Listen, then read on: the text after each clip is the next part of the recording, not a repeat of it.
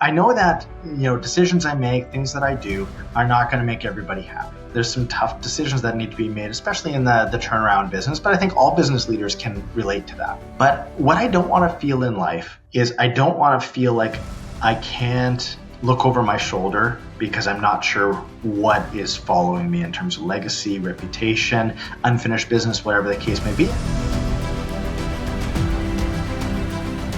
Hey guys, Damien Stevens, host of MSP Mindset, founder and CEO of Servosity. Today, I continue my mission to interview 100 of the fastest growing and most interesting MSPs on the planet. Today, I'm blessed to be joined by Glen Buehler. Now, Glen managed to build an MSP from $6 million to $50 million in just 3.5 years. That's the most boring part of this conversation. He actually managed to take a $40,000 EBITDA to a $1.2 million EBITDA business in 12 months. And the spoiler is, it's all about the people and the culture. And lastly, he did it all while being self-funded. Sounds too good to be true? Make sure you don't miss out on our conversation today. Glen, I'm really excited to talk about something that I've heard very few people say, which is you went from about 6 million in revenue to approximately 50 million and in about 3.5 years. So my first question is, how did you do that? Well, the cornerstone of our approach here has been through acquiring underperforming managed services providers. We started off with a platform, the kind of original MSP. And then, we really kind of honed our formula. We really made sure that it was a productive, sustainable, a strong business overall. And we, myself and my business partner, we decided then to embrace growth through M&A. We saw that there was a lot of mergers and acquisitions starting in the space. And I would say that this is kind of like circa 2018, 2019, before we even really kind of got going with that M&A strategy. And there was a lot of FOMO. There was definitely a lot of fear of missing out on, this is a gold rush, this is a land grab, we've got to get out there. And, and organic growth has been a big part of our story too. I believe really in the rule of 40. I'm not sure if you've heard that rule before, but basically if you take your EBITDA margin plus your organic growth rate should add up to about 40%, right? Or 40. And so, we didn't want to grow just, growth at all costs. We really wanted it to be sustainable and I actually got kind of the muse of how I wanted to build this business through M&A from a great story from New York real estate, actually. Oh, yeah. Well, tell me about that. Well, so I'm sure, Damien, have you been to New York before? Yeah, I know what you're talking about, but I don't know which realtor or what. I'm not sure where this is going. This is interesting. Okay. So there's certain landmarks in the city that you would know, like the Chrysler Building, for example, the Empire State Building, and 40 Wall Street. These are three very, very well-known buildings in New York. And what I love about these buildings is how they correlate to each other and how they wouldn't be what they are today without this story. And when I was in New York, I want to say about 13, 14 years ago, I went on an architecture tour. Architecture is just one of the things that I love.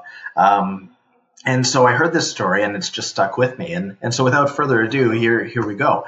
So back in the late 1920s, there were two architects who were business partners. And I could go into names and details and so on, but the crux of the story is as follows. So they were business partners and they weren't getting along very well. They decided to go their separate ways, always vowing to keep the other as like the arch rival, right? Like the nemesis. And so much drama back in 1920s architecture in New York. But so anyway, one of the partners, he gets commissioned by what we now know as Chase Manhattan, to build the New World headquarters for their bank down on Wall Street, and the brief that he was commissioned on was to build the tallest building in the world.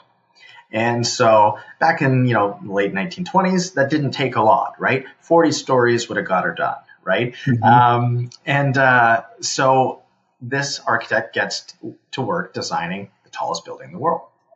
Now, across town, we have a very powerful corporation called the Chrysler Corporation, the cars, and they're wanting to build their New World headquarters, and they want it to be the tallest building in the world. And so, it's not like social media where, nowadays where the one architect's seeing the other guy's Instagram and he's like, oh, no way, he's building the building. Like, I don't know how that all came together, but these guys realized that they both have the same brief to build the biggest skyscraper in the world. Tallest skyscraper. So anyway, now it's a game of one-upmanship, right? And so what originally started with 40 Wall Street as, 40-story building, has now ballooned into, I think it was 60 stories by the time it was done. And, he just, because he was supposed to be the biggest, right? And then the Chrysler building, what's fascinating about that is every time the other guy built his building taller and so on and so forth, so did he, right?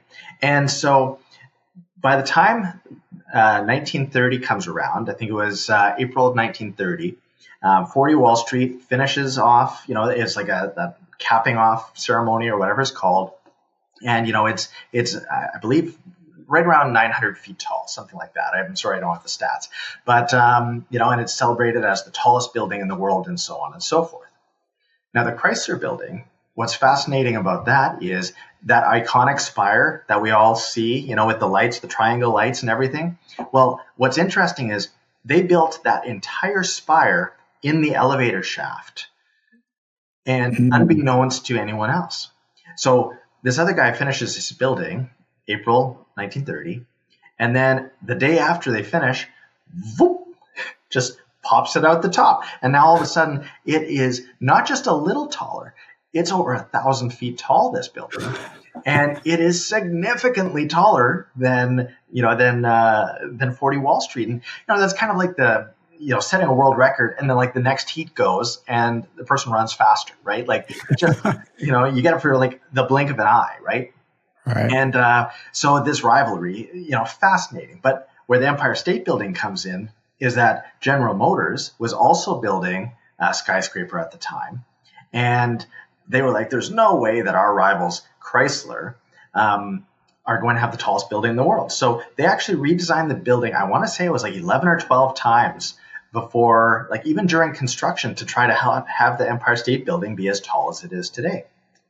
And it finished 1 year to the day pretty much of the Chrysler building, and it ended up being over 400 feet taller. So what do we have so far? We've got a whole lot of ego, right? We've got a whole lot of race to the top, be the biggest, the best, and so on and so forth, which is a perfect parallel, I think, to the MSP space, right? In terms of all the M&A and so on and so forth. But here's the little known fact about those buildings. 40 Wall Street, the bank actually had to foreclose on itself because the building didn't generate cash. There was so much vacancy that it actually, again, they had to foreclose on themselves. They had to basically sell it to someone else because it was such a drag on their balance sheet. The Empire State Building, it was less than 50% occupied well into the 1970s. In fact, for the first couple decades, it was only about, I think it was like 35%. Somebody's going to fact check me on this, but it was not very well attended. The Chrysler building, not only did they have the clever idea of building the spire and kind of doing it kind of behind the scenes and then just kind of like popping it up once they were like ready, but every time they added a floor, they had this crazy idea. Let's go find another tenant, right?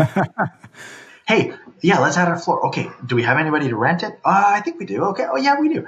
And so when the Chrysler building launched, it was over 70% occupied. And up until, I believe it was the 1980s, it was still setting records for the value of the property. based on, the iconic nature of it, and so on and so forth. And so it's a long-winded way of telling the story of like, when I went out to embark on this journey of growth, I could have said, I want to grow at all costs. There's so much I want to accomplish here. Let's just go for the headlines. Let's let the ego guide the ship. No, the Chrysler Building is who I wanted to be, right? That sustainable, that iconic, that have a better mousetrap type of model. And so when I started to lead the charge down the M&A path, it was, let's do it differently.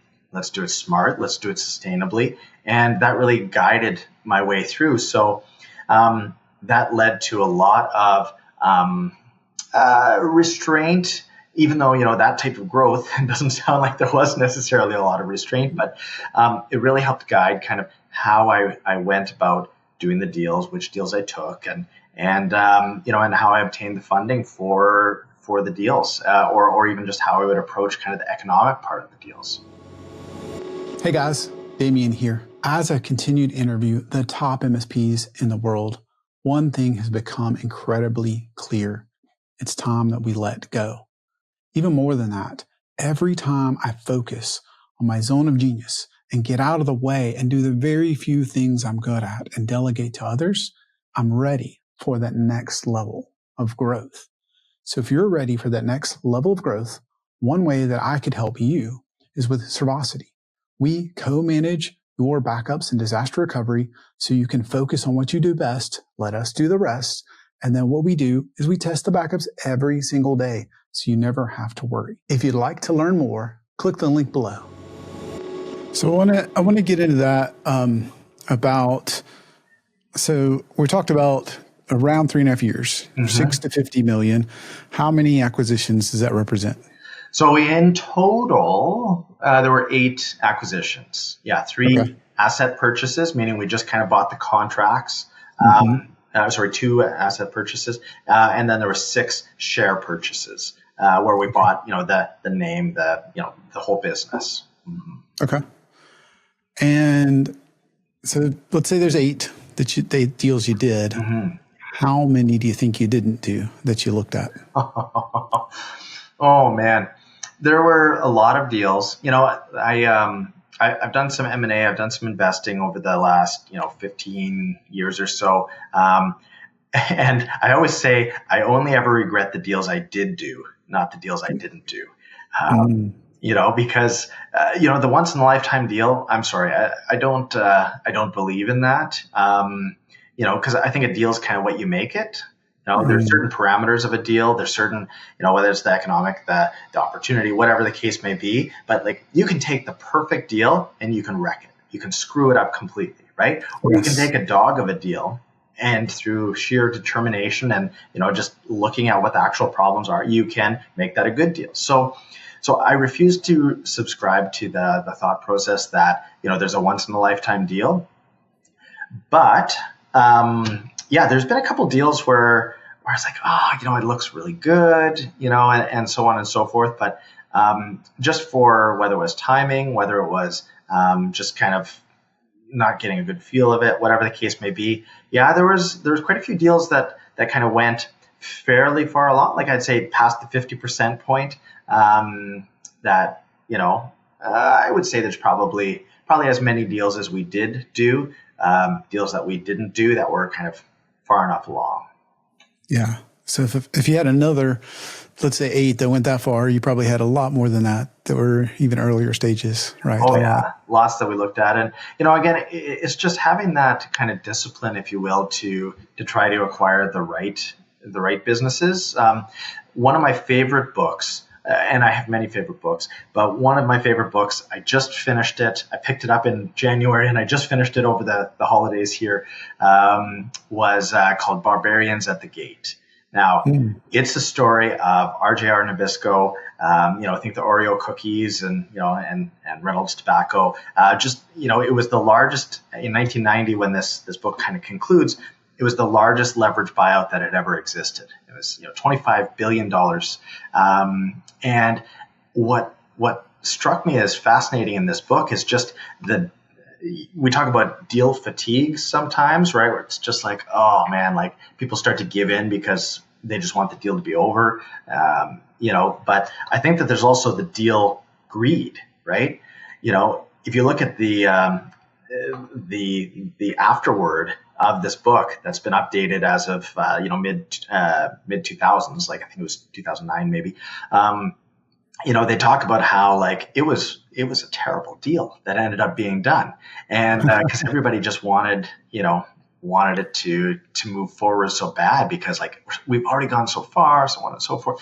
But yeah, I don't know. I think it's just the discipline of choosing the right deals, the ones that we could really see through to fruition, and try to get get what we needed out of them, has really kind of guided me on making sure that I done the right deals. And I mean, even out of 8, I would say that I'm really proud of at least 75% of those deals, which isn't that bad.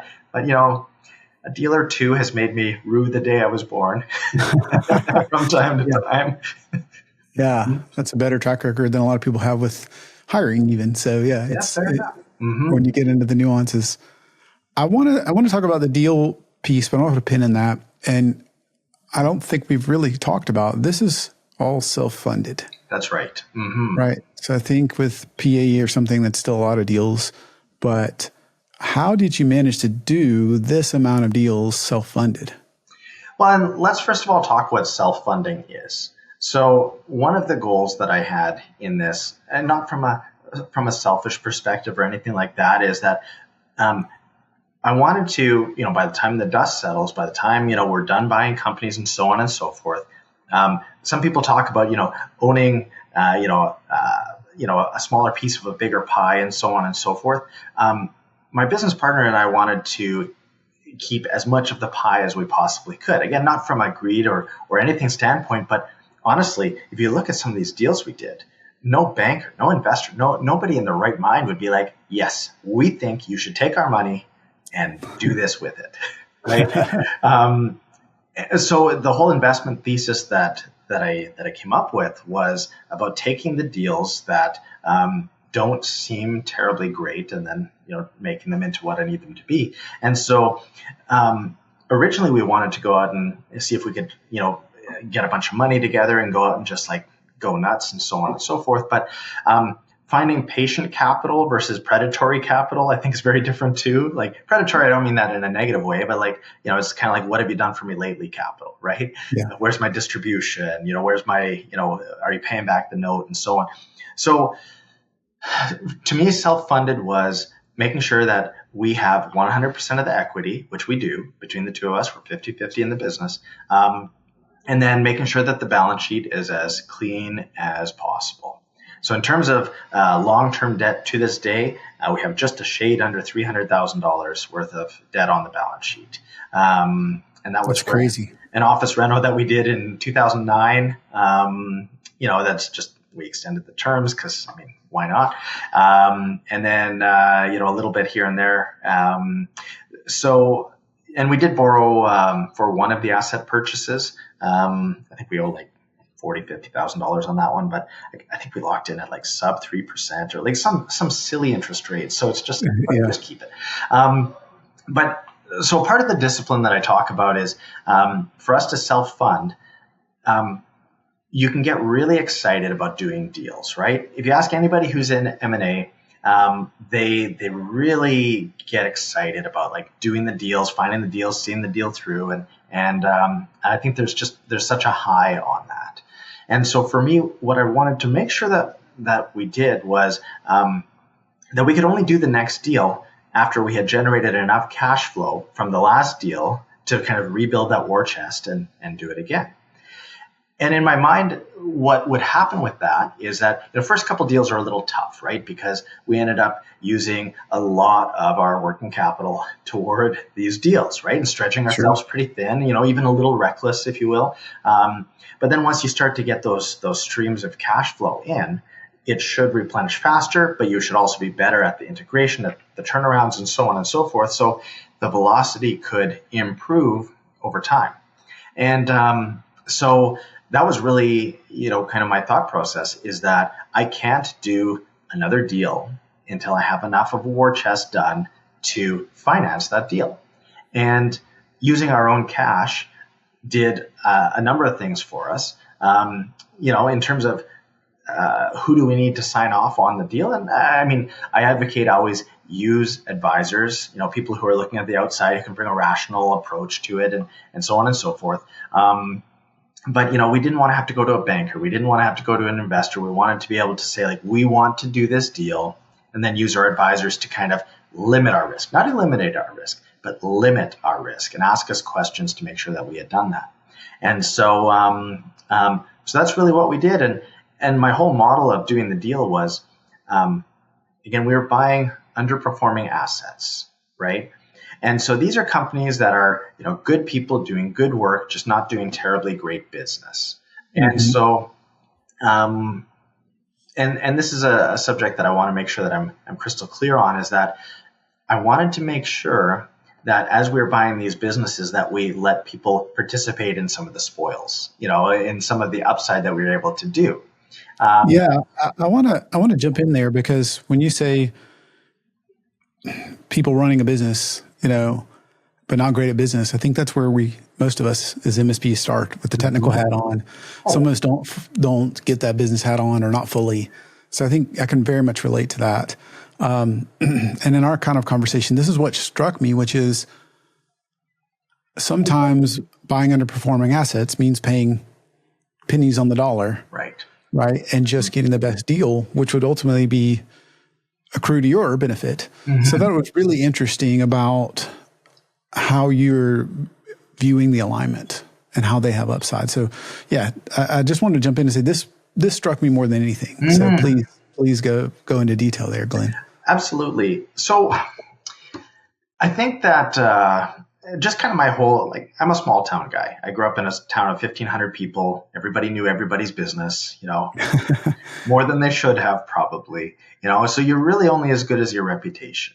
And mm-hmm. reputation, whether that was instilled in me, back on the, in small town Canada, or just whatever it may have been, it's still vitally important for me. And I truly believe that business is not it's a team sport, and everybody has to win in some way, right? Mm-hmm. As owners, we typically win the most, right? We have the equity. We get, if we eventually sell the business, we're getting we're getting bought out. It's not our employees, and that kind of thing. But I would rather spread some of the reward, because when I buy out a business, Damien, if I were to buy out your business, right? You have an MSP, and you have worked for 10, 20, whatever years, right? Building those relationships, putting your stamp of approval on everything. Mm-hmm. And for me to just come in one day and be like, Damien's the old, out with the old, in with the new, that's going to be really jarring. And I can tell you lots of stories, and I'm sure we'll get into it, about, the challenges with integration, the challenges with trying to turn these businesses around. It is not an easy thing. But I really wanted to make sure that we had, in my analogy, you, Damien, along for the ride, motivated to make this as good as you could. And so essentially what we did is, again, if we're using this fictitious example of, I would come in and I would buy a portion of your business. I wouldn't buy it all. So I'd say maybe it's worth X amount today, right? A small number. Because maybe you've been running, after you pay yourself a normalized salary, normalized meaning, maybe you're drawing like $100K out of the business, but it's like a 6-man shop. And really you should be if you were to hire somebody to do what you did, maybe they'd be worth like 75 grand, right? So we'd add that difference between the 100 and the 75K back in. And so, on a normalized basis, maybe you're doing 80 grand in earnings, right? Discretionary earnings. So for me to come in and even pay you like a 5X on that, the 5X is pretty steep for a small business. And I want to be clear too, I wasn't buying like a 6-man shop, but I think that, for that valuation, 5X on what did I say? 80 grand. 80. Yeah. So I'd come in and I'd buy in based on a $400,000 valuation. right? Well, you would never leave. You're so passionate about this business, even though you might be burnt out or exhausted or kind of at your wit's end, you wouldn't leave for 400K, right? Because this is your livelihood. This is everything to you. Yeah. Right? And so what we would do is we'd buy a part of the business and we'd say, okay, we're going to buy the rest of the business. We're going to word this into the actual share purchase agreement, that we're going to give you a floor of X for the remaining and a ceiling of Y. And it's our call on when we kind of trigger that option, so to speak, because maybe we work really well together and maybe we have 3-4 good years of growing this thing together, or maybe it's not a good fit for us and this should probably end sooner than later, right? And again, we've had to go both ways. But so the idea was that we give them some walking around money, right? We give them that kind of instant gratification of, oh, okay, the load's off my shoulders and so on and so forth. But then they have the promise. Is that initial stake majority? So it often would be, but in some cases we took a minority position, but through a fairly intricate management agreement, it empowered us to make all the decisions and so on and so forth. We'd often create a board for some overall governance and so on and so forth as well. What some of that did is it also gave me an out if I needed it, right? What if I did a bad deal? What if I did a deal that's going to torpedo, like sink the mothership, right? And so that's some of the risk of M&A is you can do a lot of due diligence. You can do a lot of, looking into it in advance, but the last thing you want is for something to go really, really bad. There's an analogy that I use where, and maybe everyone can relate to this or not, but in summer, do you ever have, so we in Canada here on the prairies, middle of Canada, around July, August, we get these black flies right around the harvest time of, on the fields. Interesting. And they're very annoying, and they're pretty big. I don't want to make them sound like they're like pterodactyls and they're like, coming to, some prehistoric thing, but, they're like, maybe yay big, and they're really annoying. And so whether you live in the city or out on the country, if you leave the door open, you're going to get flies in your house. Now, once you have a fly in your house, do you think you can control which room of the house it goes into? No, it's buzzing around everywhere, right? And this is part of my whole thing about, looking at culture and so on and so forth. But when you're acquiring a business, you are acquiring not only the customers, but also the employees who were hired and have worked happily under not your culture. Right? They were hired for whatever criteria was established at that time, which could have ranged from we need a warm body to we need somebody with this specific skill set, and so on and so forth, right? What I was very cognizant of early on from some of my past M&A experiences that you got to make sure that you don't let these annoying flies, and I'm not meaning to be derogatory toward employees or anything like that, but you got to make sure that you can limit how far into your overall house they can go, right? And so with each of these acquisitions, we structured it in a way where I could back out at any time if I wanted to, right? And I would just kind of walk away. I get to do everything I needed to try to turn the business around, but if I couldn't succeed, then I could just be like, here you go, and so on and so forth. And so in order for me to kind of pass some of that risk back onto the seller, I needed to give them some upside too. Sure. So again, back to the analogy here, if we have somebody, if we have you working with us, knowing that, you've got a much higher payout down the road, you're far more likely to be willing to go down this journey with me. And if we look at kind of what the effective multiples were, that we've bought everybody out at, because we've cleaned up the cap table in terms of there's nobody, we own 100% of all the businesses.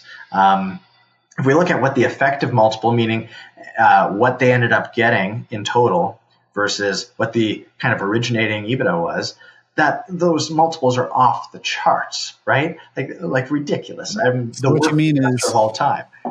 Because people, I think the problem is you shop. You go, well, I got 80K in EBITDA, so maybe it's worth 4 to 6x. And you're shopping in those ways. And, people are talking, I'll give you this or that. And you could naively pick the 6x instead of the 5 or 4x because, that's kind of how you might approach it.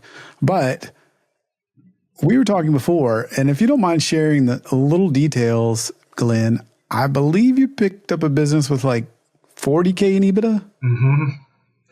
Yeah. And tell me that story and where that ended up in like 12 months. I want to preface this by saying this is the best deal that I did. Okay. Right. So I want to be very clear there. And, if this was an infomercial, which obviously it's not, I'm here to help people, see maybe M&A and my MSP journey so that they can be inspired for their own. But so this would be like the fine print of results not typical. Okay. Yeah, exactly. It's fun to talk about because it is the outlier, right? It is the outlier, right? It was one of the greatest deals financially that I've ever done. So originally, there was 40K. It was 40,381. I remember it very specifically. That was their 3-year trailing average. Okay. Wow. Average of the previous 3 years. We bought this company in 2022 and bought in at a valuation of $400,000. All right. So that's 10x already. 10x, that already is dumb according to anybody else doing a deal. That's right. Nothing against you, but nobody else would do that deal. No, exactly. But I mean, how do you do a deal on 40K of EBITDA at 4x, right? To give the guy 160K, he'll never take it. He'd be like, you know what? I may as well just at least then I'm in destiny. And this is the crux of the path that I chose, is that you got to make it so that they're willing to give you their business, not give you as in like just hand it over, but they're willing. You've got to get them willing to take this adventure with you. But you also have to know what you're going to do with it once you have it. But even to justify 10x, remember my whole investment thesis was as soon as I get enough cash flow, then I can do my next deal. Well, it's going to take me 10 years to get my money back if I'm paying 10x, right? So that doesn't fit with my thesis. So I had to have had a plan on what I was going to do. And so turnarounds, there's no one size fits all. And having done many of these now, there's kind of your normal run book of here are the plays that we do and, so on and so forth. But they require a ton of creativity, a ton of analysis and so on and so forth. And so the punchline on this one is that within a year of buying the business for $400K valuation, $40,000 in EBITDA, we did $1.2 million in EBITDA within the first 12 months. That's a How is that even possible? Yeah. Well, and that's what one must ask, right? And so for me to, if you look at my multiple on invested capital, I actually structured this one as a convertible note, which means that originally when I came in, I took 51% of the business. I wrote a $200,000 check, which wasn't a big inconvenience for me, right? For me to write 200K, it based on the cash flow that we had, the war chest that we had, that was not a big hardship, right? And so, but I loaned it into the business. And I put in a management fee where basically we took over the day-to-day running of the business and so on and so forth. And I got my, and then I could convert that loan into, the equity position that I ended up with. So it really kind of reduced my risk. And this may sound, again, maybe predatory or so on and so forth, but here's what we did for the owner. We paid him $150K salary. Compared to what was he doing before? Whatever he was getting. I think that a pretty big change. He was at about 150, but we also paid. So we paid a total of 300K. We actually split it between him and his wife, as in 150 each. So they're getting more cash flow. They didn't have the stress of working on the business, and and so on and so forth. So and again, it seems very bizarre. Why would you give such big salaries? Why would you do this? Why would you do that? Well, there's a couple of things. When if you buy a house, right? If you buy a house and you spend $100,000 on it, and you sell it for $400,000, your capital gain is the difference of what you bought it for versus what you sold it for, right? It doesn't work that way in Canada from a tax perspective. you don't get to really establish a cost base. You can adjust a cost base, those kind of things to try to limit your capital gain, but there's very few ways of doing that. So for all intents and purposes, it didn't bother me to basically have like some of the purchase price kind of rolled into, well, you're getting this salary and so on and so forth, like keeping them motivated, right? Mm-hmm. So we did a really good job with that. And then the next thing I did is so after the deal structure was done and so on and so forth, I went and I like trying to be creative, right? Like people can get behind a story, people can get behind, something that's not just like corporate speak. Yes. And so the analogy that I gave to the leadership team is like, we're at the bottom of the Grand Canyon right now. Like there is no lower we can go in the Western Hemisphere. Again, you might have to fact check me on that. I don't know if that's true, but give me some creative license, please. And so, I said, like, we're down in the bottom of that canyon, right? And there's no light that is filtering down. And that's how the previous owners have felt, is that, again, there's no light down where they are. It is just darkness. And so I called it Operation Canyon Bridge 2022.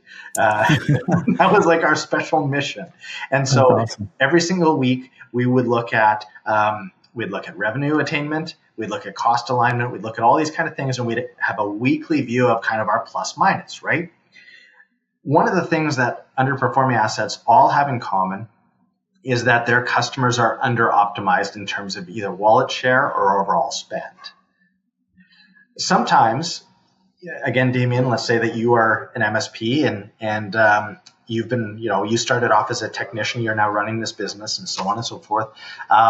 You have customers and you have great relationships with these customers, but many of these customers you've had for a long time, and they believe what they are paying you is what an MSP costs. Yeah. And they believe that the services that you are providing them are what an MSP does. Well, absolutely. Now enter in a whole new set of products, services, and so on and so forth. Now, can you imagine if you and I went together to talk to said customers and said, hey, by the way, there's so many different things we can do from a cybersecurity, from a compliance, from a proactive, whatever the case may be, right?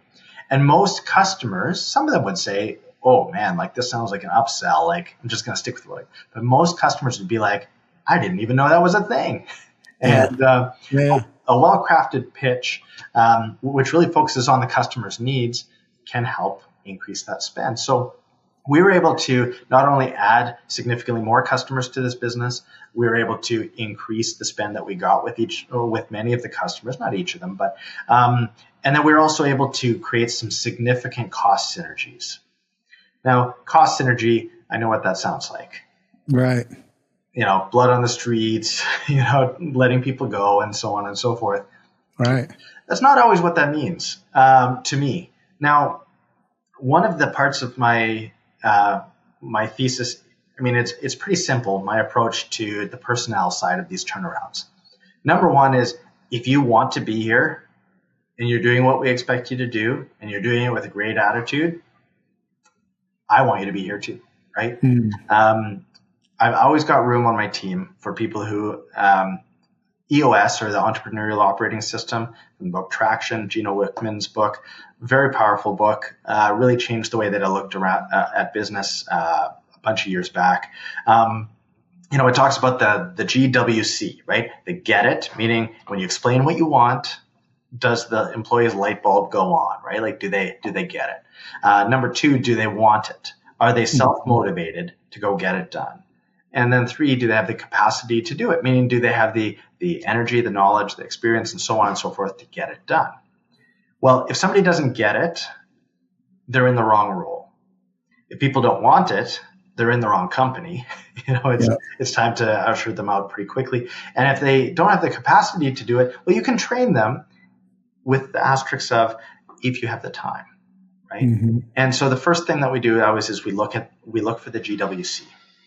And we've got to align cultures. We've got to do all those kind of things. And what we found was there were a couple individuals who were just really not GWC ing, I guess, the business. And so we made two really swift terminations right away. And one was for a VP of Ops role. One was for an account executive. And we made these changes, and the business didn't really feel it. Okay. Wow. So I was kind of emboldened a little bit by getting those two, again, these are human beings. I'm not just going to say like, oh, good job, you did the right thing. But like, what was really telling to me in both of those terminations is they weren't upset. They knew. They knew. And so they were more upset afterward, right? For a variety of reasons, but but yeah, so we moved on, and then here's something that's really interesting: labor absorption rate. I don't think that's actually like a term that anybody uses. I don't think that's a KPI that really anybody's going to write a book about or anything like that. But think of it this way: if you are growing organically in your business, let's say you're growing organically at a rate of 10%, just picking a nice round number. In theory, that means that your workforce should also grow at a rate of 10%, right? And so another thing that these companies that we bought have in common is that they were well overstaffed, right? They would kind of throw bodies at problems rather than finding the root cause and trying to make things efficient and so on and so forth. And so when I looked at this team of people, I think there were 27 people in this business when we acquired it. If you kind of look at the people who GWC it, well, that was actually quite a few of them. I couldn't tell you how many it was and so on and so forth. But we knew that we really only needed like 11 people to support that kind of revenue. Wow. So what do I do? Well, the quick and easy way of doing it is to say, okay, well, that's fine. Okay, manager, you now have to reduce headcount by X. Well, what kind of reputation does that set me up with, right? Yeah. I'm this new guy who people were already not terribly excited to have the status quo changed, right? Yeah. I've been called the corporate overlord many times in my last 3.5 years, and it's not an endearing term, I've learned. And so, like, how do I set a good reputation with people? Well, rather than taking the approach of, hey, I just bought this business, we're overstaffed, it's time to let some people go so that we can have this business succeed. No. The approach was, hey, Joe or Susie or Sally, what do you want to do? Where do you want your career to go? And I would correctly tell the narrative of like, I hate to see people leaving an organization in order to advance. When you become part of a larger organization, Sally, Joe, Susie, you now have an opportunity to no longer be pigeonholed in that role that you did now, maybe as a generalist or what have you. Now you can start to specialize. Maybe you want to be in projects. Maybe you want to be in security. Maybe, wherever you may want to be. So where can we build your career to? Well, now all of a sudden you're getting buy-in, right? Now people are saying, oh, okay, this guy who sold the business to Glen, this wasn't about him. This was about us, right? And we try to create that, right? That mentality of like, this will be better for our customers. This will be better for us, and so on and so forth. Now, when I go back to labor absorption rate, well, if I know that for every $18,000 to $21,000 in recurring revenue, that's a new FTE, a new full-time equivalent, new person. Well, if I'm adding, let's say, $30,000, $40,000, $50,000 worth of recurring revenue every month organically, that means that I'm absorbing, let's say 2.5 people every single month. Yeah. So if I'm overstaffed by, let's say 10 or, whatever the number may be, from 27 down to 11, 16 people, that's a lot, right? We know that some people are going to leave because they don't like the change of the status quo and so on. And usually we find that it's, about 20 to 25% of the workforce decides to move on. And at first that was very hard. We mourned every single loss. and again, I'm not trying to make this, impersonal or robotic even, but what I learned is those 20 to 25% of the people, they had well exceeded their expiration date within that business anyway, right? And sometimes people, they hold to the comfortable, right? Rather than the courageous move being like, I'm going to go out and find a new job and learn new people's names and do different things. And what if I don't like it? At least I know what I have here, right? So those 20 to 25%, they were typically kind of one foot out the door anyway.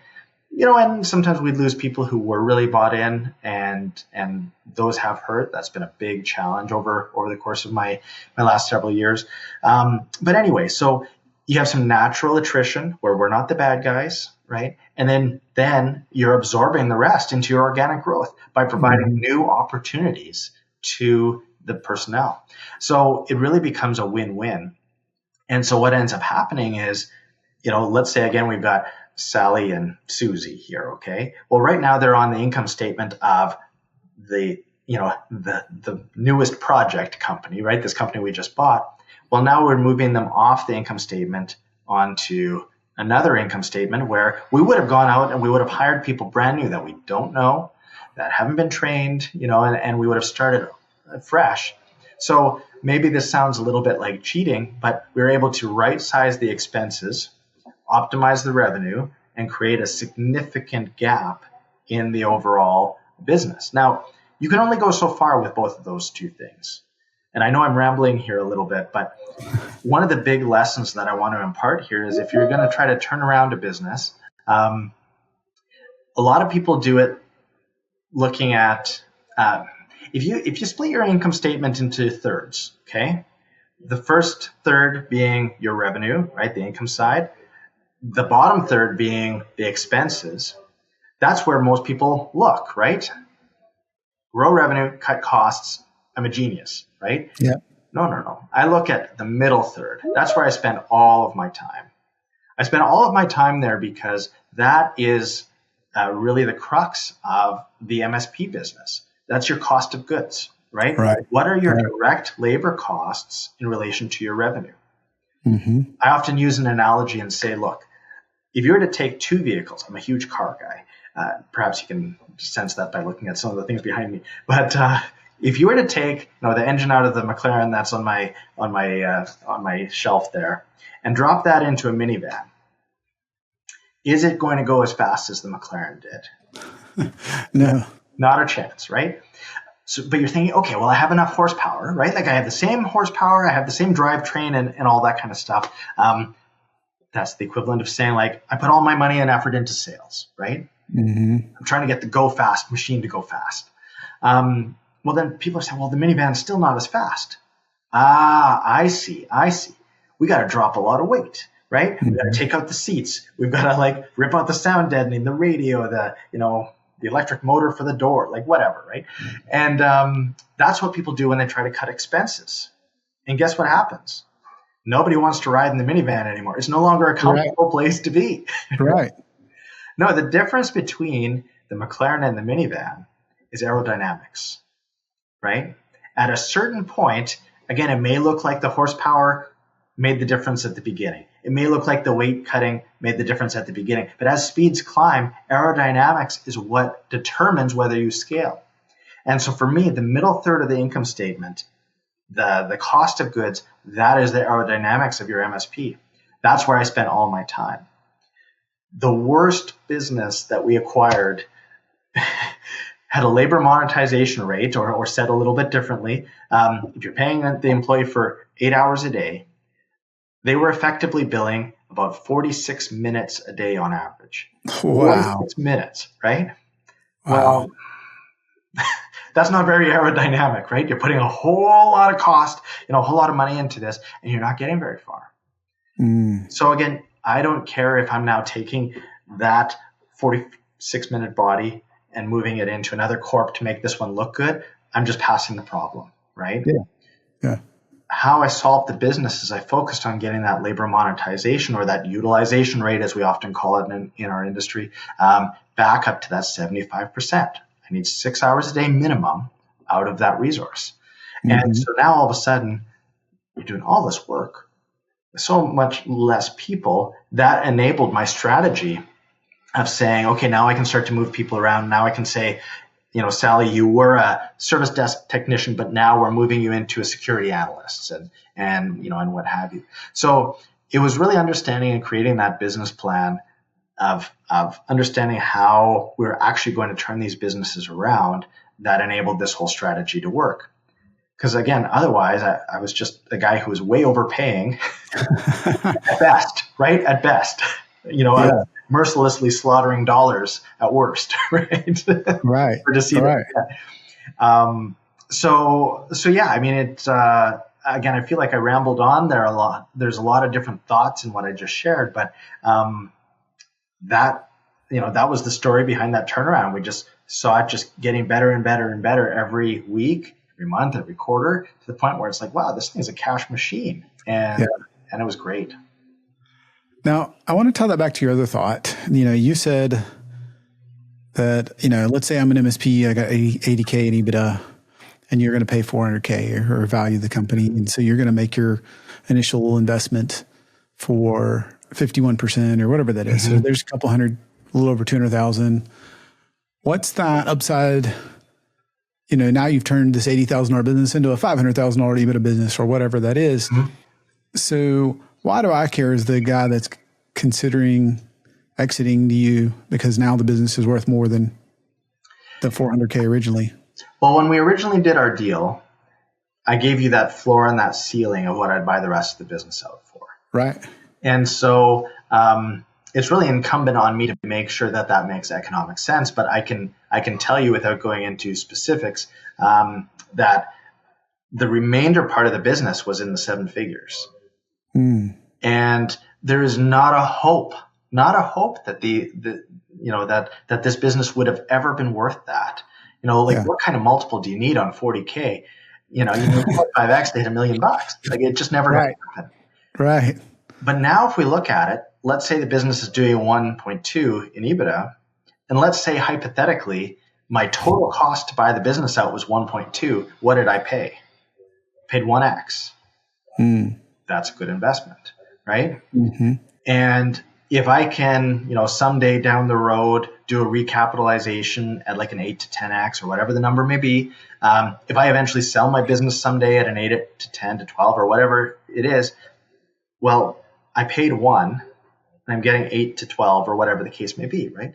So it was a great buy. And who did well on this deal? Well, the employees did exceptionally well because they were in a, kind of a bit of a dead end situation, right? Now they've been able to choose specialties. Now they're working in a bigger business that has better benefits, all those kind of things.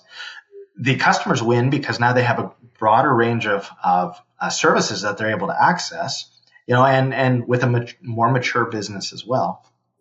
The original shareholders win because they were able to get way more money than they ever wanted to.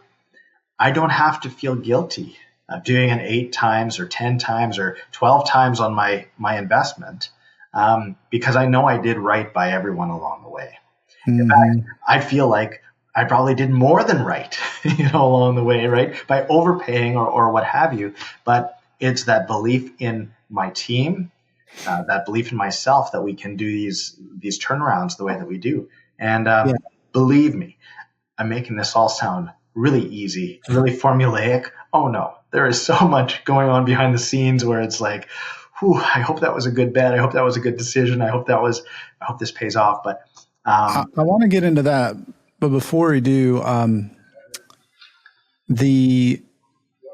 think it's interesting because you said you don't have to feel guilty, right? So I think there's some deeper appreciation for not just the owners, but the employees, the customers that is permeating through, right? And two things. One, an 80K EBITDA business, the magic number that we made up for mine, there's going to be generally 0 offers, right? It's just too small to buy. 100%. There will it doesn't even make sense to buy. So 5X might be a good offer on a larger.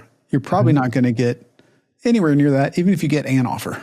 Right. So here you come in and you're buying, half of it for 200K, and then, you grow it, and all of a sudden I'm getting $600K total because you've made the business more valuable or whatever that number becomes. Is it at the end of the day, when we boil it down, it's the difference between having hope and having nothing.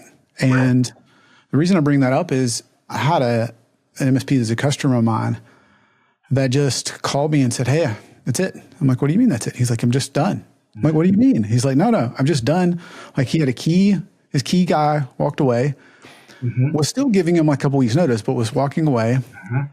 And that was the last straw.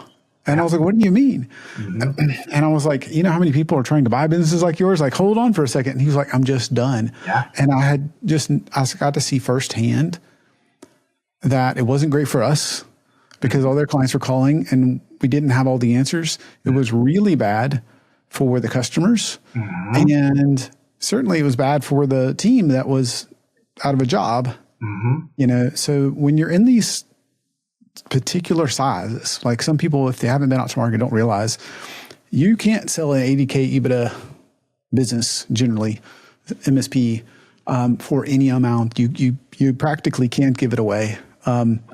And so to turn that into something that I think it would be reasonable to say you're bearing the risk of turning around and I'm going to pay you 5X. Wow, that's great. You should probably take that deal, is what everybody would tell me if you're buying my company. But to give them some upside, to not immediately cut all the employees, why is that philosophy so important to you? You know, it's a good question. One of my least favorite feelings is, actually, I'm going to back up a bit. I saw a great quote a while back, and it said, "If you want to go through life making everybody be happy, don't go into leadership, go sell ice cream." Something like that. And, so I know that, decisions I make, things that I do are not going to make everybody happy. There's some tough decisions that need to be made, especially in the turnaround business, but I think all business leaders can relate to that. But what I don't want to feel in life is I don't want to feel like I can't look over my shoulder because I'm not sure what is following me in terms of legacy, reputation, unfinished business, whatever the case may be. And I mean, it's tough. There's a little bit of personal introspection here, but look, I've been in business for 20 whatever years now overall. And yeah, I've had some customers who have hated me, because I've, my company or me personally have messed things up, sold something we couldn't deliver on, just like things happen, right? But it's not the circumstances that are there that define who we are as people. It's how we bounce back, how we deal with those situations. And, I think that's really where people show their true character. And I've been convicted on this, meaning like self-conviction of like, oh, I could take the easy way out on this. I could throw the vendor under the bus. I could do that. But like, no, this is that opportunity where I have to be a genuine, like integrity is one of the core values of every business I've ever had. And so integrity is not what you do on the outside. It's what happens behind closed doors, right? It's how you react to these things. And so I could take the approach in some of the things where it's like, hey, I bought this business. I paid way too little for it. I really screwed them over. And now I made millions of dollars. But back over this shoulder is now the story is being told of this shark who came in and just like, took advantage. No, you know what story is being told now? This guy came in, he took a load off my shoulders, and he paid me way more than the business was worth. Those are the people who I want out there talking behind my back, right? Right. And am I a perfect human being? No. None of us are. But every time we are faced with a decision, some adversity, whatever the case may be, that is our chance to define what people are going to say about us behind our back. And so, again, I don't care about everyone liking me, but one thing I want to make sure is that, Damien, if you called up every guy or gal that I bought out, or every customer, I want them to be like, I didn't always like the guy, but man, he treated me well, or man, he did what he promised, and so on and so forth. Like, that's might sound too altruistic, but MSP is a reputation business, right? Yes. And so guess where most of my deals have come from that I've ended up taking? It's from people I've already done a deal with, right? They have friends or colleagues or competitors or whomever. Like, I think of most of the deals that I did in 2023, 2024, I chose the deals that were referral deals over the ones I found myself because, there was already that connection, right? And I think the other thing too is that, it's just, I needed, like, for me to come in, Damien, and say, I'm going to pay you so much more for your business, you're not going to believe me, right? I need the people who I've already done this with to come in and be like, yeah, no, he's the real deal. Again, you're going to hate him for a bit because he's going to change everything. But once you see what he's doing, you're going to be like, okay, I can let him do his thing, and so on and so forth.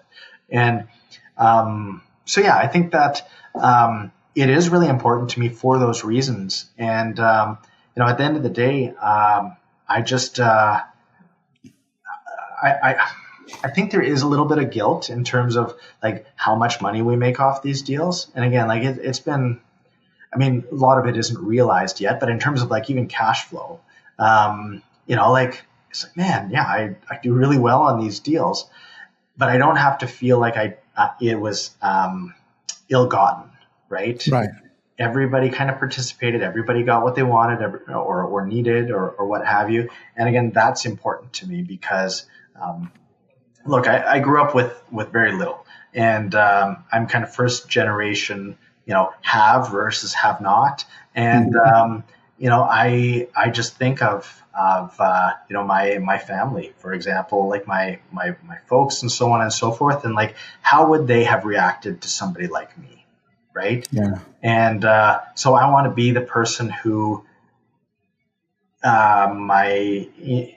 this is maybe sounding corny, I don't know, but like I want to be the person and like not just say, but genuinely be the person who can kind of make that upbringing, like be true to treating everybody well, even if it costs you a little more money, because I have to believe that there's more money down the road if you do the right things. I don't want to call it karma, but yeah. Well, and not to paint everybody with the same brush, but it's not what you just said is not what comes to mind when people think, acquirer, let alone the actual source of money. So I want to go back a little bit. I want to go back, I guess, to the beginning. Like, why? How did you figure this strategy out for folks that want to learn from you? And why was that first one so important? Oh man, there's a couple ways I could go with explaining this. I'm trying to make it as succinct as I can. There was a business outside of the IT space. There was a business I bought in, I think it was 2015 or 2016. It was in the business to business barter space. Okay. I'm not going to spend a ton of time on this, but think of it this way, Damien, now in our, analogies that we've got, you run a restaurant. Okay. And we've got, Sally here who runs a sign company. Okay. Well, you need a new sign for your restaurant. Sally can do a sign, but you'd have to sell X amount of food, in order to pay for the sign and so on and so forth. So enter me, the owner of this business to business barter industry. And I say, well, look, Damien, I'll go out and I'll sell, $5,000 worth of gift cards for you. So you can now give, Sally $5,000 for a new sign, and then, whatever, right? So it was a multi-directional exchange. So, and we would make money off of taking a percentage of the transaction. So when I sell the $5K worth of gift cards from you, I'm taking 10%. When the sign goes through, I'm taking 10%. So I actually made $1,000 off this transaction, right? But everybody get what they want. So anyway, I did that for a while as part of one of my groups of companies. Found fascinating business. But when I bought that business, I paid $150K for the business. Not a lot. It was not a huge, like, it was not a good, it was not my best deal I've ever done in my life in terms of the overall ROI. There's a lot of things I learned the hard way in there. But what was fascinating is it came with hundreds of thousands of dollars worth of inventory. Interesting. And when I was buying the business, I was like, what can I liquidate this inventory for in order to get the business for free? Mm-hmm. And so, yes, there I was, hawking inventory, out on like Facebook Marketplace, or I don't think that was a thing back at the time, but in Canada we have Kijiji, it's like Craigslist, so I'm selling all this stuff, right? And my goal was like sell enough of the old inventory so that I can have the business for free. And so what I realized there is that these guys, when I asked if they would include the inventory, they're like, oh, thanks for taking this load off. Like we're so tired of storing it. We're so tired. That's hilarious. And I was just like, one person's junk is another person's treasure, that kind of thing. Right. So like that was just kind of an idea of mine, is that I've always felt, so I'm going to tell one other quick example. Not everybody likes me. Nobody who's played Monopoly, the game Monopoly, against me ever likes me afterward, I think, because I'm like, hey, can we play with some extra rules, like house rules? Yeah, like can we leverage up on our properties? Can we, we'll pay interest to the bank? Can we add taxation in? Can we, can we make this like really nerdy? And most people are like, I guess. Anyway, we, when I'm all of a sudden have like, $1 million worth of assets and they're in debt to me, they're like, hey, this wasn't fair. But it's the game behind the game sometimes, right? What I learned in the Monopoly example was that people would stop trading with me or stop helping me in this game of Monopoly because they're like, oh, you've got a strategy, something we don't. Mm-hmm. And so I have gone through life, trying to just really, I should have said this in the previous thing we were talking about, it just connected my mind. But that, why do I do things so that they help other people out? Well, it's because, I don't know, if something seems too good to be true, or if you're succeeding too much, people just won't be that other side of that transaction with you because they think you're taking advantage. So it just makes sense to make everybody whole, everybody good. Because it's no fun when nobody wants to play with you anymore, right? Right. I haven't played Monopoly in a while. I wonder why. But anyway, so, the other thing, I tried to buy a couple MSPs. I tried to buy one in August of 2016. And it was pretty small. It was like $1.5 million of revenue. I tried to buy one in 2017. It was bigger. It was about $6 million in revenue. I could not get these deals over the finish line. And a friend of mine, he's a business broker, and he's always told me, he's like, look, the number one reason why deals fall apart isn't over money, isn't over whatever. It is that so much of a founder's identity is tied up in their business that they don't know who they're going to be the day after the sale, right? Yeah. And I've seen that with my own eyes many times. And so with both of these deals, they didn't succeed for a variety of reasons. And I thought, there's got to be a model where we sell the dream, sell the vision, sell the whatever, but include people in it. In fact, I think I have a copy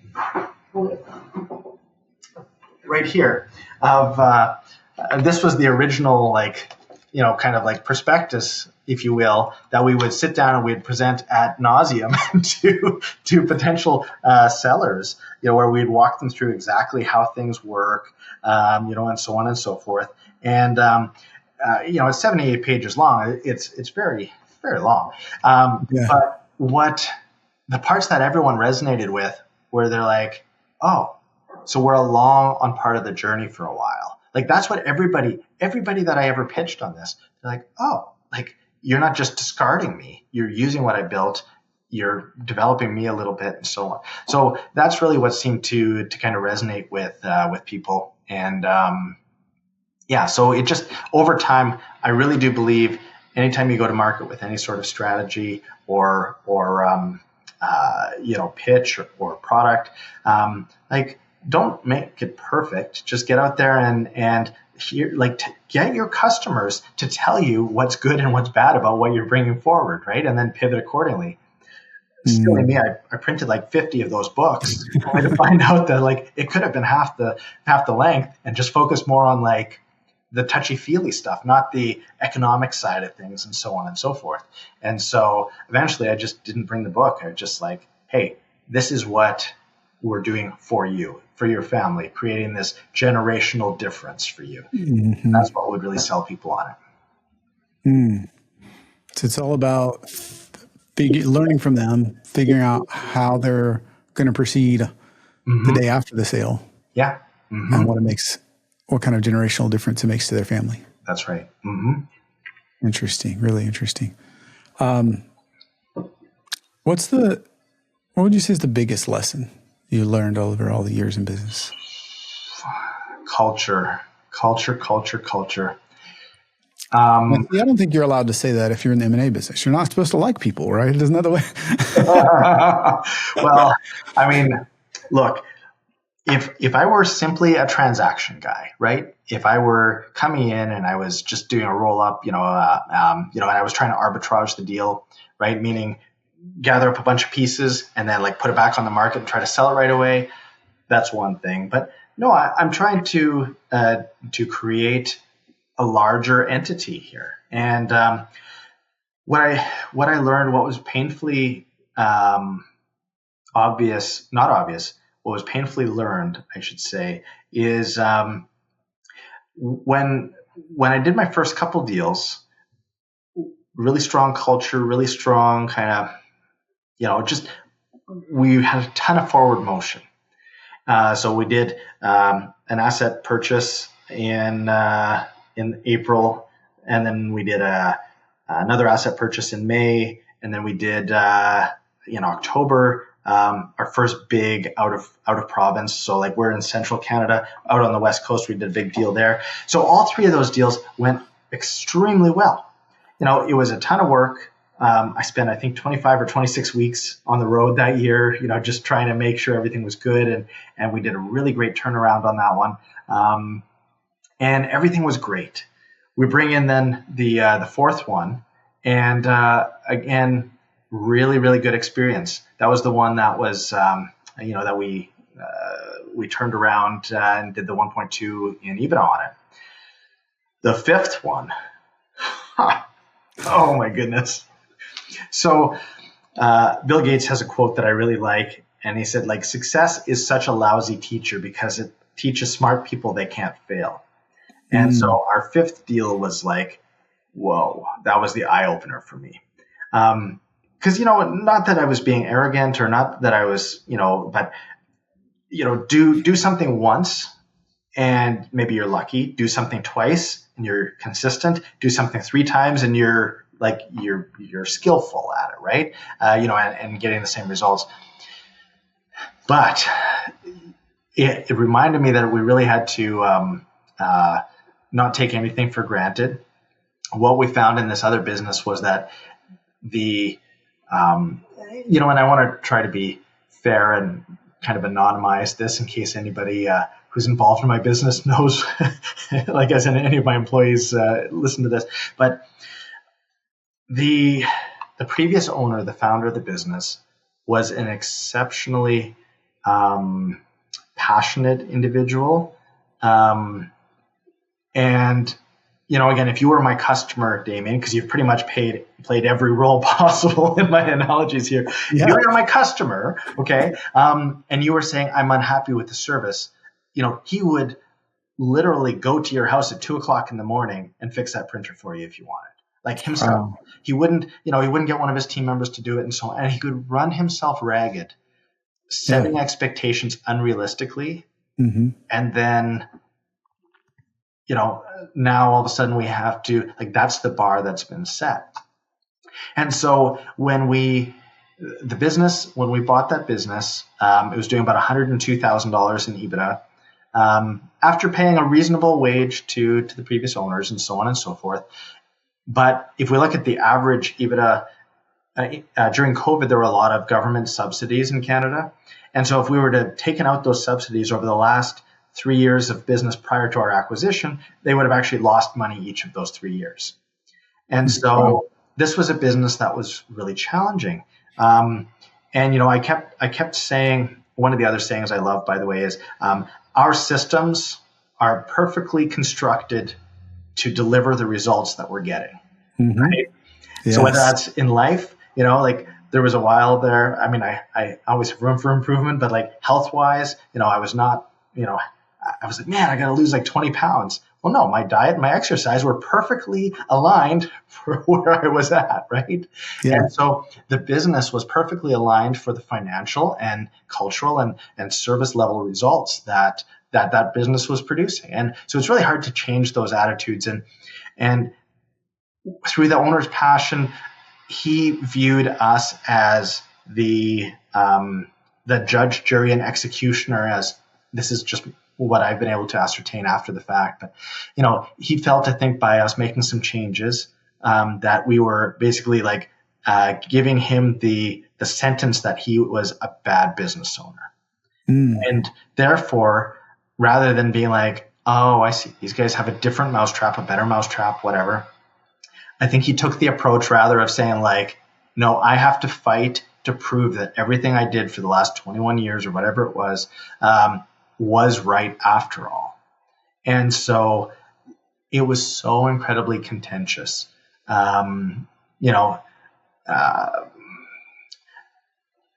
Personal insults, shouting at walls, like things like that, where we're, and again, like, I don't want to ever say anything derogatory about this individual. But it really reduced the enjoyment factor for a lot of my staff and myself over the last, during that period. And I just said to him, I'm like, we got to get you out of here. Like, like, I know that we were going to wait until until between that cap and basket of that valuation.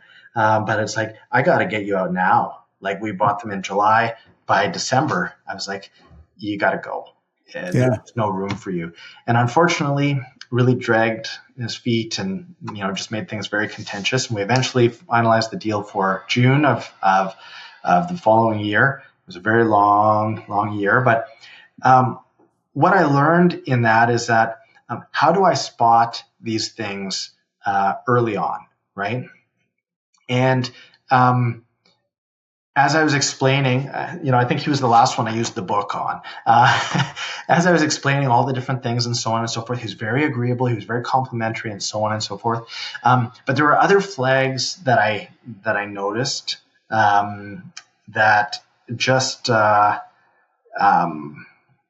really kind of were leading indicators of some of these things. But what I also noticed in all of this is that, and this is a lesson I think for all of us leaders to know, is that who we are as people, how we conduct our business, and so on and so forth, we set the standard, right? And so what I hope is that when my employees are faced with a difficult decision or need to, do something, that I've set the standard of how I want that dealt with, right? And that they will mimic in some way how I would do it. Because that means that I've done a good job of, again, living it out, right? Yeah. And so with this other business, over time, we're like, oh, all of their team members had many of the same kind of like self-preservation type things, and we'd have like standoffs with some of the staff. Again, I don't know who's all going to listen to this, and I don't want this to be really, share too much. I'm happy to say what I'm saying, but where we'd have people who are like, I'm not going on site to visit this client. It's wow. Like, oh yeah? How come? Well, I mean, you're just going to have to pay me more to do it. And it's like, I'm sorry. We have a customer who's down right now. Like, wow. Can we just, and it's like, well, you told me, you put me in this role when and that role doesn't go on site. I have to be this role in order to go on site, which makes more money and so on and so forth. So because you were so adamant that this was the role I was getting because this is the level I was at, now, I'm going to be. And so we had many situations like that with various people from that that business, because it was so much just mimicked a lot of those attitudes of that founder.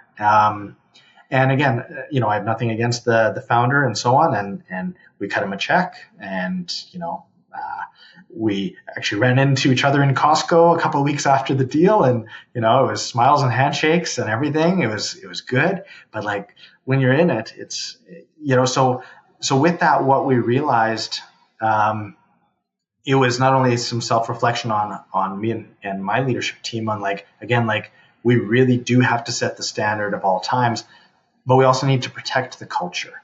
Yeah. I'm kind of kicking myself with a couple individuals who stayed around way too long.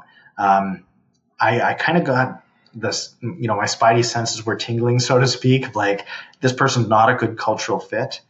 But from an operations perspective, we're like, yes, but they have knowledge of the customer, they have poor documentation. So now we're really beholden to this person. So rather than solving the actual problem of do the knowledge transfer and then help them exit the business, we just, we held on to people who, that fly buzzing around the house far too long. Whereas, and I say this as kindly and as reasonably as I can, but we should have been walking around with fly swatters, and because we had some great people leave because the work environment was not the same as it was before. Where all of a sudden there's conflict now between management and staff, and management are now having to make different policies to try to prevent the, certain people taking advantage that's hurting other, it was a no-win situation. And I would say that we have not fully recovered from that from a culture perspective. And it's been a long time already. And that's been extremely hard because you look back on it and you can see that the fork in the road, the decision road, part of the, and I should have taken much swifter action there. But at the same time, we tried to bring empathy to it, saying well, these people are new. We just and again, I mean no disrespect, but they're the adopted puppy, right? They're just exploring the house. They're just excited. They're just, maybe they're misbehaving a little bit, but they're just getting used to the environment. But able to spot, what the behavioral patterns are and really make that tough judgment call of can this be fixed or not? So I found there's been so many examples where unfortunately, we go through in our first couple of weeks, we're okay, we think, these people are going to be the ones who have a hard time getting with the program, who don't GWC it, right? These are the ones who do GWC it. And so now I really, really push the leadership team to be able to not put themselves in a position where they have to drag out, employment, because they haven't built a contingency plan.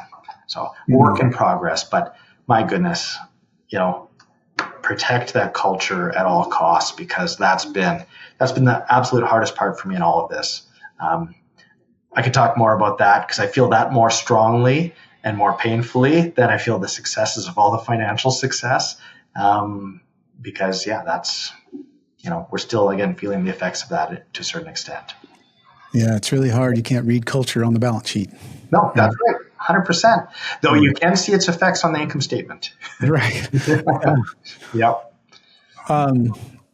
What is something, changing the subject a little bit, Glenn, what is something that you're looking forward to? The original strategy was to, again, run these businesses all as silos. Think of it kind of like all restaurants, but running with the same menu, right? And so in October, November of 2023, we started to consolidate everything. So like I mentioned, we own 100% of everything now. And so we are all on the same PSA. We're all on the same accounting platform. We're all on the same, it's beautiful. And my team has worked so hard over the last few months to just finalize all of that. And so what I'm looking forward to is really kind of reaping the rewards of some of that efficiency. And we spent a lot of money building a system that kind of pulls all these different PSAs together and make it all work. And it works, it was very cool, worked very well. But now it feels like we have kind of shed all of the scaffolding around the building. And now we get to actually finally enjoy what we've been building for a long time. And so that brings me a lot of joy. We did our last cutover for January 1st. My team was, a bunch of them were working all day on New Year's Day, just making sure everything was good. And I have to report, other than some like tax code issues, it was flawless. And so this year we're starting off on a great first step of just, again, being able to admire this scaffold-free building and see what it truly looks like. Let me go the opposite direction. What is your challenge? What's your biggest challenge currently? When it's back to people, I think when you go through such rapid growth, one of the things that I don't think enough people talk about is how quickly you can outgrow people, particularly on the leadership side. I think that, it's hockey. Let's use a hockey analogy, okay? You can have, let's say there's a superstar kid athlete who all the way, from Pee-wees to whatever, into high school, they're just like amazing, right? And, but then they kind of leave that group, that cohort of people that they've been playing with, and now they're introduced into other cohorts, right? Maybe they're playing, college hockey or go on into, professional, semi-professional, whatever the case may be. Well, now the people that you're measured up against are different.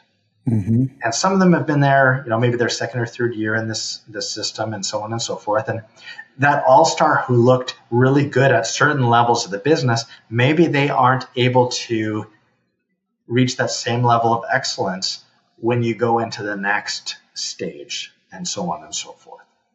And so one of the biggest challenges I had is we would buy these businesses and they would all have leaders in place. And those leaders, if I had asked the owners, are like, oh, indispensable, amazing people. And, they're the high school hockey athlete, right? And now all of a sudden we're in college or we're in, AAA or, whatever. The NHL even. I don't want to compare what I do to the NHL, but we all of a sudden they're just one of several. Now my job as the GM/coach, I'll call it, is I need to make sure all these players play together and that we build our system and we play our game so that we win. And the hardest part is understanding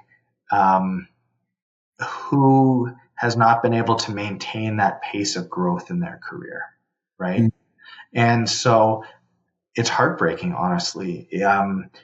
Somebody who would be with me at $10 million of revenue and do really well, they can't proportionally do the same output at 20 million, right? And in these businesses, it's not like I can have 50 leaders, right? Right. I have 14 people in total on my leadership team, which I feel is a lot. It's roughly 10% of my staff. But I mean, on the flip side, I guess it's not that big. But so if I'm expecting somebody to run service desk in a $10 million shop, can they now also run a $20 million service desk? How about a 30? How about a 40? And, and by the way, whomever this leader is, you have 6 months between a 10 and a 20 million and a 20 and a 30, or 8 months or a year, so you have to do all this work, deal with all this transition and scale up so rapidly. It's unfair. And the position that has had the most turnover in my company in over the last several years, believe it or not, has been my head of finance. I didn't see that coming. But I've gone through like 5 of them in the last 3.5, 4 years, because the person I started with, they were great at doing the books for a $6 million business, right? And then, we have to say, okay, well now AP and AR are split off, and now you're a people leader. You're not just a senior accountant, right? And so on.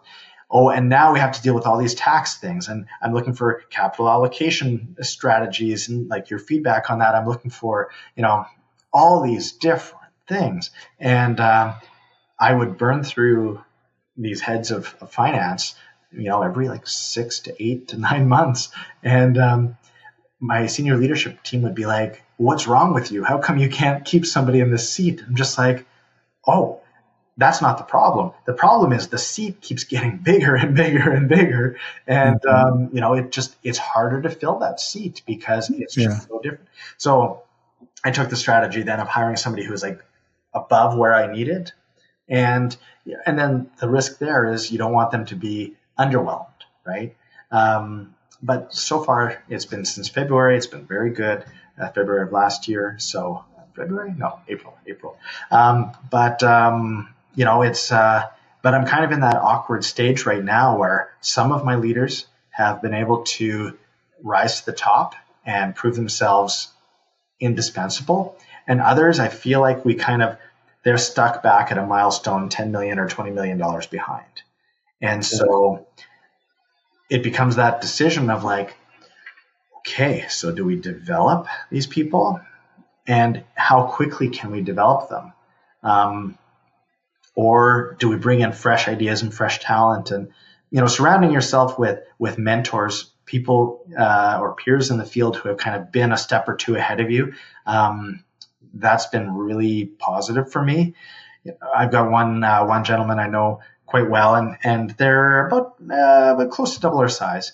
And, and I'll talk to him sometimes and be like, let me guess. This is what happened to you this week.